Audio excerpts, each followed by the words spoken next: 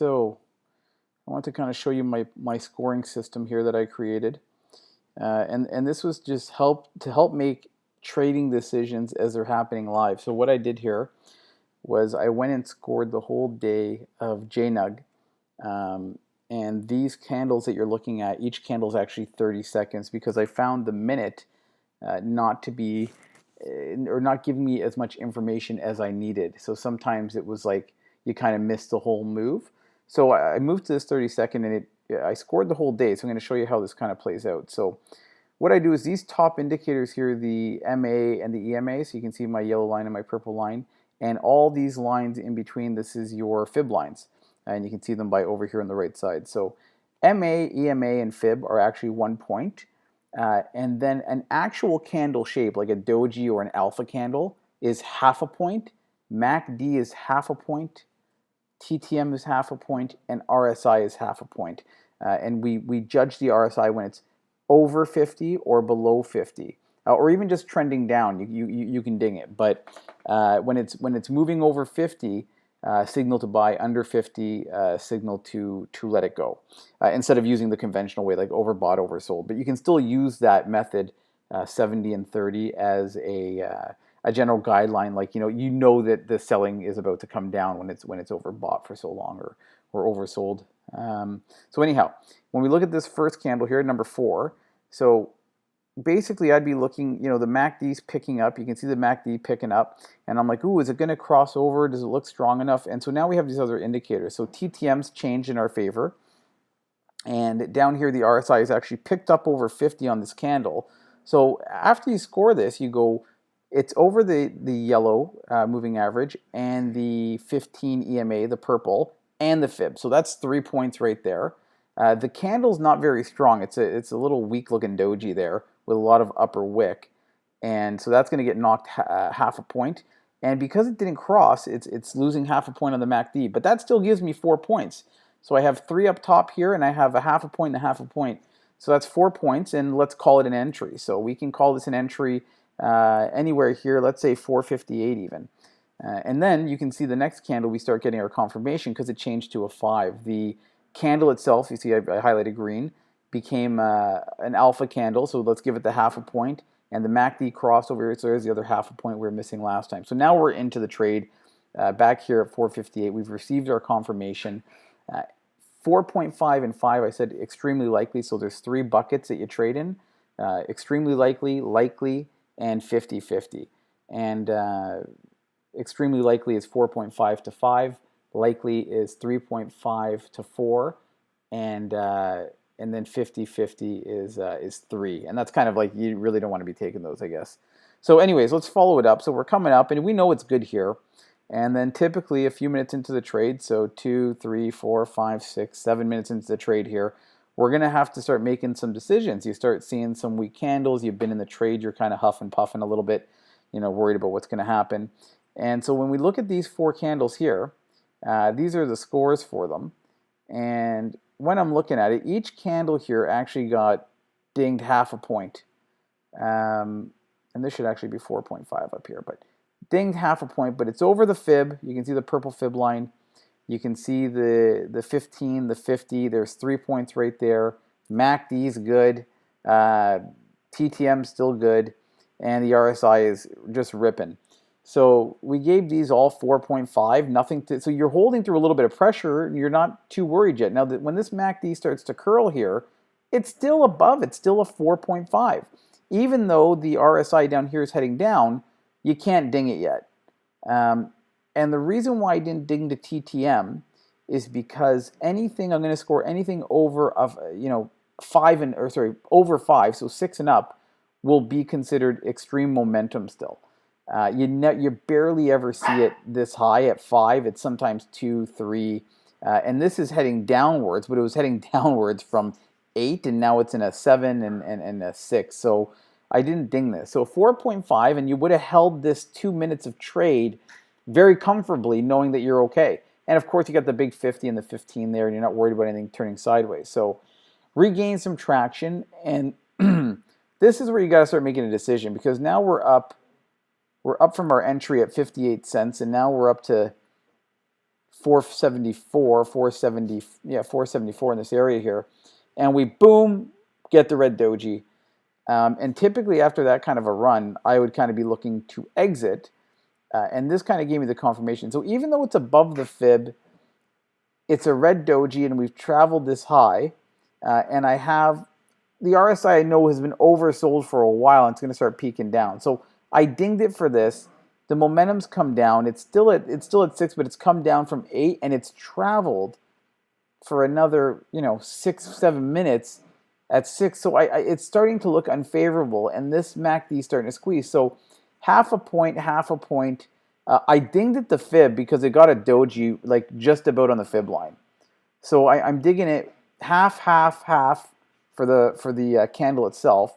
So that's 1.5 plus the fib line. I'm going to dig it 2.5. Even if you gave it the fib line, it's 3.5, and I would still sell it at that point because I've hit the target. So you're able to lock in a 17% with this system. Okay, let's carry forward here. Everything sells off. Right, boom, boom, boom. You made the right call, champion. You could have even sold on this candle. You would have saw that big red and been out. But you're trying to use this system to save you some money. And these top fibs are more of an alarm to me now. So anyhow, let's keep moving forward. Here's our next entry position because I would have saw this MACD cross, but we're under 50. Okay, this is okay because we're getting momentum in our favor. This is okay. The MACD's in our favor. We have lost the 50, so it's red. We don't have the fib, and we've just gotten the. We got a good strong candle, and we have the 15. So it's actually 1 half 2, and the candle itself, so it makes it 2.5. We're gonna pass on the entry because that's no good. And as you can see, it comes up, and we're actually under that 50 MA, which is a big deal now for me. I'm gonna start using that a lot more. And it gets rejected. You can see here it gets even weaker. The signal's 0.5 using the scoring method, and of course it comes down even further. Whoops, let's bring this down here.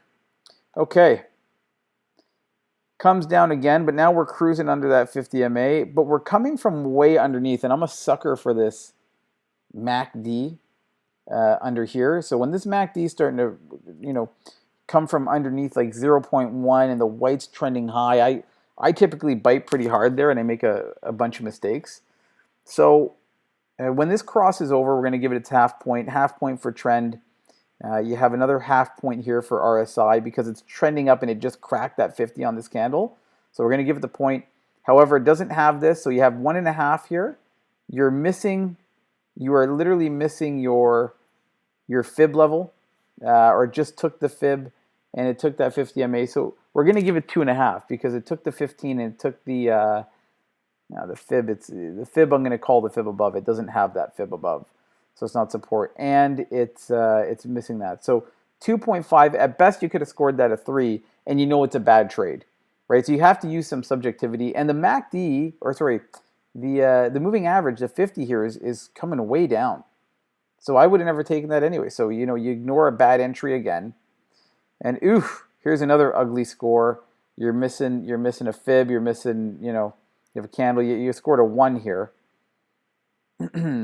This one scored a 4. So if we take a look at this, we got a cross. Oh, that's 4. We have 2 4s here. Let's get rid of this one. Okay, so let's see. Let's take a look at it. So it did take the 15. It did take the fib. So that's 2 points. It did not take this 50. So let's actually go like this. It didn't take this 50. We're going to block it here. It's going to be red. Perfect. We're going to go back into our full screen. So we have fib and 15. So it's 2 points. Fib 15. You have another point here, MACD and TTM, 3 points. And what was the 4th point? What did I have? Did I have it for curling? What did I have it for? No, maybe it's not. So it's 1, 2, 3 points. This is coming up. We didn't score it.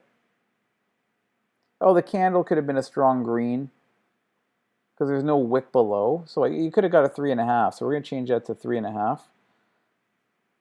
3.5 is kind of 50-50. And what level are we at here? 3.5, you're at 448. Okay, you could have waited a few more minutes. Now, say you didn't take the 3.5, which is considered a 50-50, or actually it's a likely entry, 3.5 points. If you wanted very likely, you got it a few minutes, 2 minutes later, 2.5 minutes later. You took the 15, you took the fib, you got the cross, you got the TTM, you definitely have the RSI now, and all you're missing is that 50. So you take an entry here, you take it at 448 if you got it early. Well, here you're probably 448, yeah. So here you waited to sacrifice your 450. And you could have rode it all the way up here, and this is where this got pretty ugly. We're still a 5 here, everything's in check. Bang. It starts decreasing, 4.5, 3.5 weak candle. Was it rejected on fib? So we got 3.5 there. I don't know what. And this should be actually red over here because the TTM's coming down here. So that should have been why this candle should actually reach across into there. Now, if you're really held out here, because the reason why I didn't let it go here, so this is a 2.5 candle. I think this is where you got to use a little bit of discretion. So you can see that this trend was starting to curl and get stronger. I'm sure we would have checked gold at this time, but I've held out this 50 MA, and if you would have held it out, this is the big win here. Because you were in over at 449, and it did curl, you got all the strength again, 4.5 with your signal. There it is again there. Just 30 seconds later, you go from 2.5 and you're way back up in 4.5. You would have sold here on rejection of the fib where you got a 3, and you carried that up to 662. And you could have kept carrying it. Like you could have fought through this where you got another 4.5, and you could have fought through, through the top here. And then you eventually you eventually score a 0. You lose the fib, you lose the MA, the 50, and you would have sold in here, but you're in 10 cents ago. So there's another pickup of 10 cents. And then, as this is coming down, we would have moved to JDST, and now here back at JNUG, another 4.5. And look at this. You come in here at 454, use the same scoring system, and you get a 1.5, and you're out by 454. So you would have never lost money. That's what I mean. It prevents you from losing money as well. That's the idea. And then this is looking a little toppy as it starts to come down, and that was it. Oh, last run.